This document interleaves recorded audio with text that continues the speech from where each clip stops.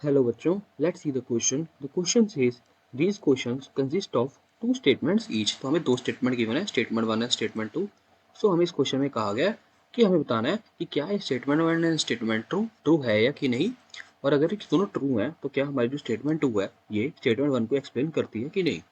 तो सबसे पहले अगर हम अपनी स्टेटमेंट वन देखें तो यहाँ कहा गया हमें कि SO4 negative is estimated as barium sulphate but not as magnesium sulphate. तो सबसे पहले अगर हम चेक करें तो एस्टिमेशन हमारी कैसे की जाती है.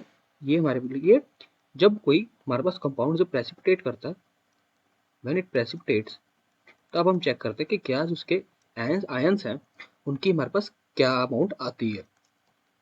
आयंस अमाउंट कैलकुलेटेड ये तभी की जा सकती है, आयंस की अमाउंट कैलकुलेट, अगर जो हमारा जो कंपाउंड है वो प्रेसिपिटेट करता है, मतलब वो इनसॉल्युबल होगा.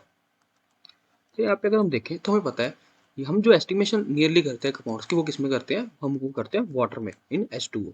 सो हमारा जो बेरियम सल्फाइड है इट इज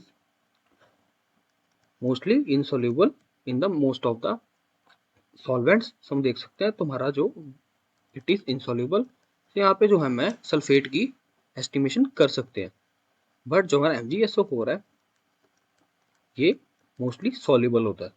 सो यहाँ पे अगर हम देख सकते हैं कि अगर ये सॉल्युबल ही है तो हम सल्फेट को मेजर ही कैसे करेंगे. तो हमारा जो स्टेटमेंट वन होगा वो बिल्कुल करेक्ट होगा. क्यों, क्या यहाँ पे कहा गया है कि it is estimated in BuSO4 only.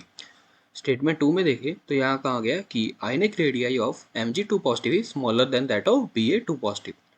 सो अगर हम अपने पीरियोडिक टेबल में देखें तो जो हमारा Mg2 पॉजिटिव है वो ऊपर लाई करता है then there are Ba2 positive. And हमें पता है कि डाउन द ग्रुप हमारा आयनिक रेडियाई जो है वो इंक्रीज करता है. सो यहाँ पे अगर हम देखें तो हमारा यहाँ पे स्टेटमेंट में कहा गया कि ionic radii of Mg2 positive is smaller than that of Ba2 positive. So हमारी जो स्टेटमेंट टू है ये भी करेक्ट है. बट हम देख सकते हैं जो भाई जो स्टेटमेंट टू है वो स्टेटमेंट वन से बिल्कुल इंडिपेंडेंट है. सो इसकी प्रॉपर एक्सप्लेनेशन नहीं होगी. सो अगर अपने ऑप्शन चेक करें तो हमारा जो बी ऑप्शन होगा बिल्कुल करेक्ट होगा. So I hope you understood it well. Best of luck.